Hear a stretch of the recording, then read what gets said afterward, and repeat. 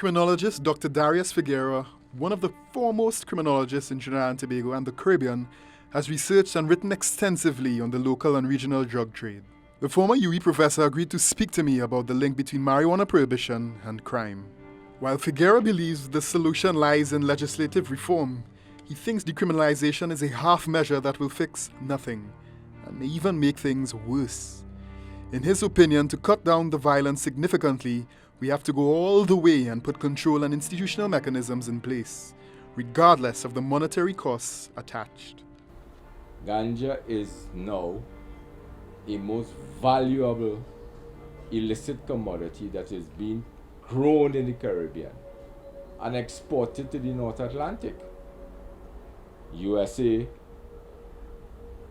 and the European Union.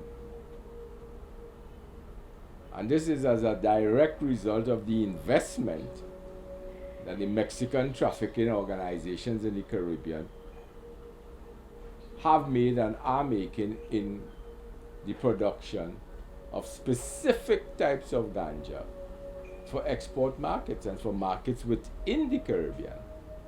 That is an issue that has to be dealt with publicly. No one speaks about it. And how this trade is impacting Trinidad and Tobago.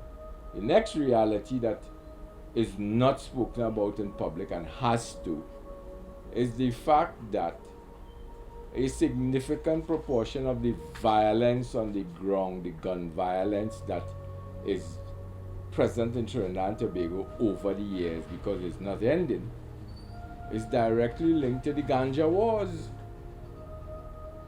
where you have shortages of supply, contrived, deliberate, and otherwise. And war breaks out where those who possess a supply are under attack from those who want that supply.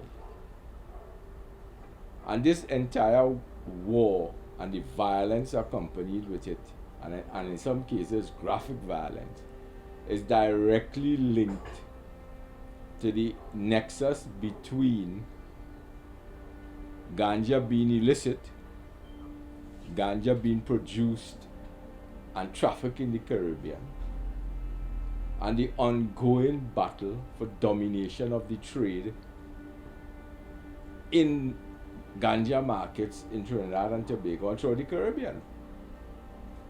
So it's a complex phenomenon.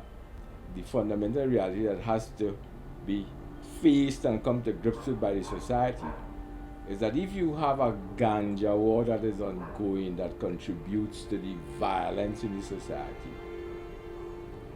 over a product that is grown in Trinidad and Tobago and in the Caribbean and trafficked, then it now becomes an issue that is of priority as a measure to reduce the violence in the society.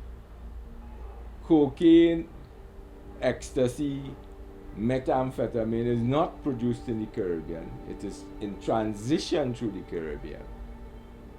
This is an entirely different problem. And if you want to lump ganja with these drugs, you are hampering your ability to recognize the reality on the ground and how we can intervene to change this environment of violence.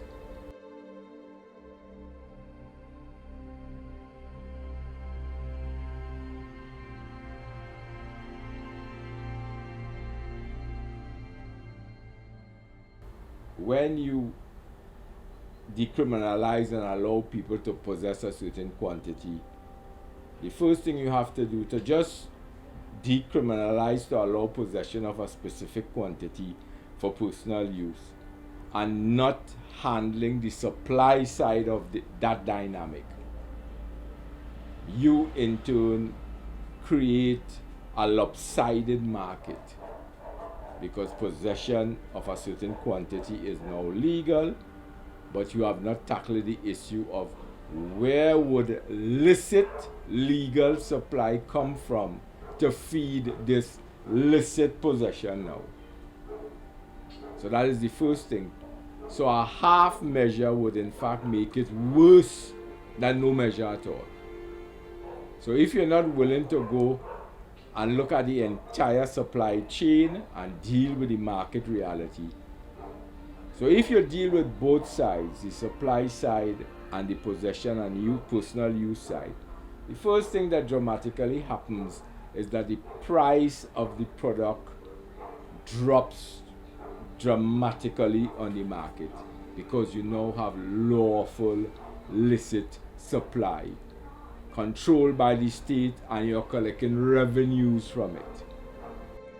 The outrageous prices of the most profitable types of marijuana, which were elevated because of the prohibition, will then collapse dramatically when the product is legalized, he believes. This is almost exactly what happened when alcohol prohibition was lifted in the United States in 1933.